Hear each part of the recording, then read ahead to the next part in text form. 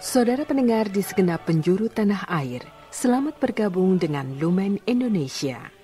Lumen Indonesia, siap melayani Anda setiap hari. Saudara terkasih, marilah kita bersatu dalam Tuhan kita Yesus Kristus yang tidak berubah dahulu, sekarang, dan selama-lamanya. Allah Sang Maha Rahim mengasihi dan menerima sebagaimana adanya kita. Allah Bapa kita di surga senantiasa bersedia menolong, menghibur dalam menghadapi segala permasalahan hidup sehari-hari.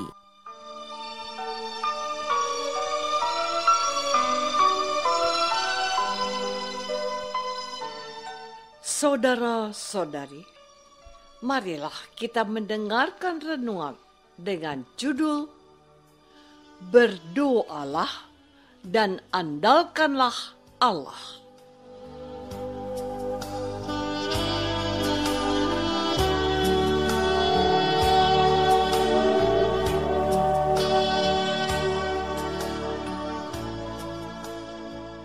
Yang berdasarkan pada Injil Lukas bab 18 ayat 1 dan 7. Yesus mengatakan suatu perumpamaan kepada mereka untuk menegaskan bahwa mereka harus selalu berdoa dengan tidak jemu-jemu. Tidakkah Allah akan membenarkan orang-orang pilihannya yang siang malam berserunya? Dan adakah ia mengulur-ngulur waktu sebelum menolong mereka?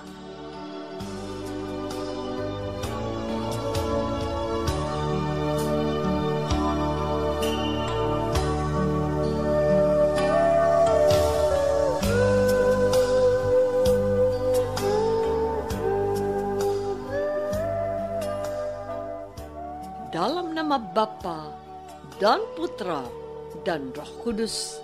Amin. Saudara-saudari terkasih dalam nama Tuhan Yesus Kristus. Bacaan Injil pada hari ini diambil dari Injil Lukas bab 18 ayat 1 sampai 8. Perumpamaan seperti apakah yang dikatakan Yesus kepada para pendengarnya yang telah mengikuti dia dan percaya kepadanya? Penginjil Lukas saja yang menampilkan perumpamaan ini. Perumpamaan tentang hakim yang tidak benar tidak kita temukan baik dalam Injil Matius, Markus maupun Yohanes. Dalam penginjilannya, Lukas bisa jadi menemukan problem doa di antara para orang-orang pilihan Allah. Apakah doa mereka akan didengarkan oleh Allah? Dalam perumpamaan itu, Lukas menampilkan sosok Yesus yang mengajarkan dengan perumpamaan ini. Ada hakim tidak takut akan Allah dan tidak menghormati siapapun. Tetapi ketika ia harus berhadapan dengan seorang janda yang selalu datang kepadanya untuk dibelanja, ia akhirnya tidak tahan juga.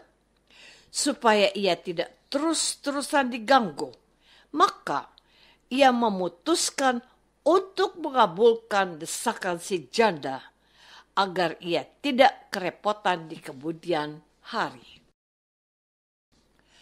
Saudara-saudari terkasih, namun kalau seorang yang percaya berdoa dan memohon pertolongan dari Allah, mereka tidak harus bersikap seperti janda yang terus-menerus memaksakan keinginannya untuk dibela oleh hakim yang tidak benar itu. Allah itu sama dengan hakim yang terpaksa memenuhi keinginan si janda karena ia merasa terganggu.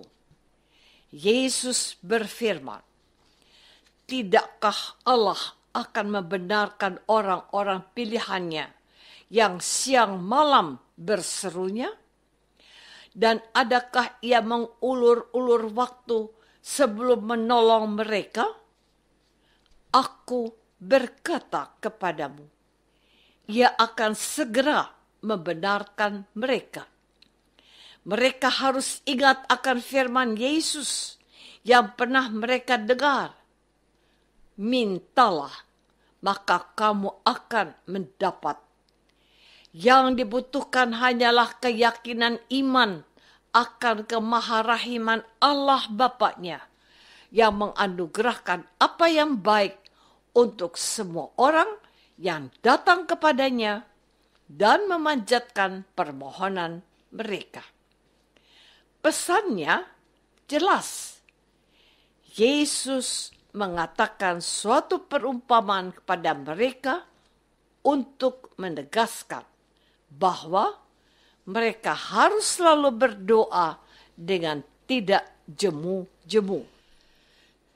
Saudara-saudari terkasih, apakah engkau masih punya waktu untuk berdoa? Pertanyaan ini untuk orang yang tidak pernah meninggalkan doa. Mungkin hanya menjadi penegasan untuk tetap setia memelihara hidup doa. Tetapi untuk mereka yang pasang surut dalam hidup doanya, bisa jadi merupakan teguran yang mudah-mudahan bisa menyentuh hatinya dan merasa diingatkan untuk menunaikan kewajibannya sebagai orang beriman.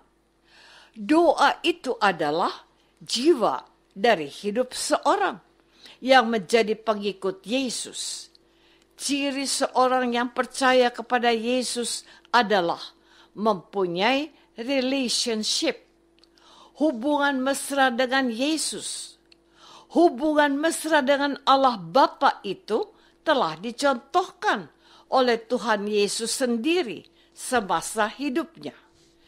Perhatikan yang ditulis penginjil ini. Pada waktu itu, pergilah Yesus ke bukit untuk berdoa, dan semalam-malaman ia berdoa kepada Allah. Lukas bab 6 ayat 12. Hal itu dilakukannya sebelum ia memanggil ke-12 rasulnya. Tuhan Yesus juga selalu berdoa kepada Allah kalau ia akan melakukan peristiwa-peristiwa besar. Ketika ia akan menggandakan 5 roti dan 2 ekor ikan. Dan juga ketika terutama hendak menghadapi sakratul maut, yaitu sebelum ia ditangkap di Taman Getsemani, agar kehendak Allah sajalah yang terjadi, bukan apa yang menjadi kehendaknya. Saudara-saudari terkasih, pada saat menyiapkan renungan ini, saya diminta Allah untuk merawat suamiku yang mendapat serangan stroke. Ia tidak bisa menggerakkan separuh badannya yang sebelah kanan. Suamiku berkata, "Sampai kapan, Bu?" Jawabku pendek, "Sabar." Lalu aku berkata kepadanya, "Saya sudah minta kepada Yesus, mungkinkan engkau bersabda saat ini juga, angkatlah tilammu dan berjalanlah kepada suamiku, Tuhan." Lalu aku katakan kepadanya, kita sudah banyak menerima kebaikan-kebaikan Tuhan. Saat ini kita harus memikul salib penderitaan ini berdua, bersama. Bukan keinginan kita yang harus terjadi, tetapi kehendak Tuhan. Kita sedang dididik dan dilatih untuk saling setia, saling menguatkan dan saling percaya. Berdoalah 1 kali, Bapa kami, dan 3 kali salam Maria. Kita harus kehendak Allah terjadi untuk kita alami dan jalani. Kita harus percaya akan bantuan Bunda Maria. Bukankah engkau mengagumi permintaan Maria yang memaksa Yesus mengubah air menjadi anggur?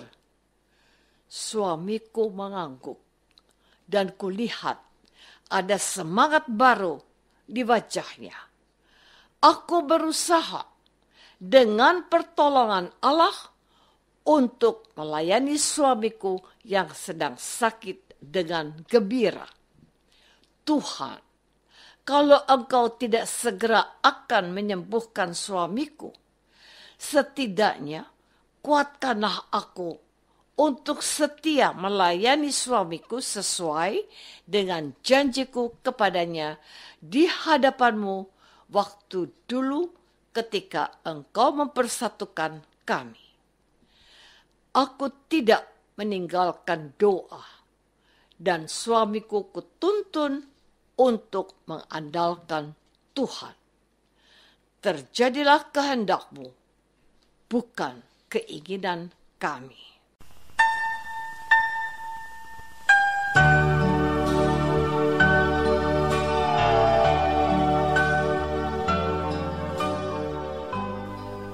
Saudara terkasih, marilah kita masuk dalam saat hening sejenak untuk meresapkan renungan yang baru saja kita dengar bersama dalam kehidupan iman kita masing-masing.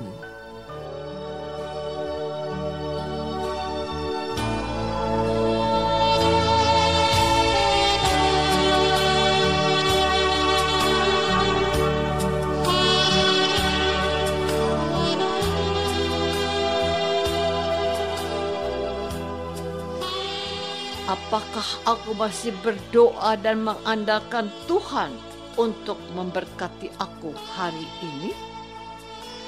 Marilah kita berdoa.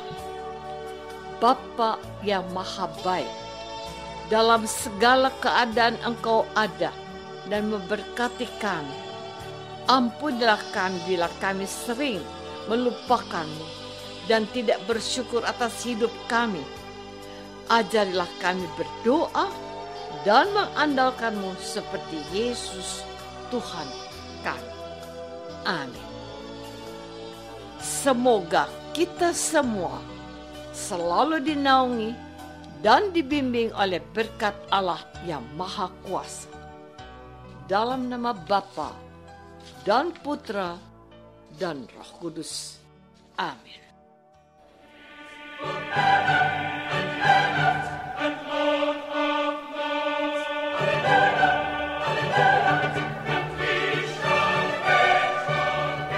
Dengan penuh kasih dan sukacita, Lumen Indonesia mengundang saudara-saudara seiman di segenap penjuru tanah air. Sekiranya ada tanggapan ataupun saran, kirimkan surat Anda ke Lumen Indonesia. Terima kasih atas perhatian Anda. Sampai berjumpa lagi dengan Lumen Indonesia pada waktu dan gelombang yang sama esok hari.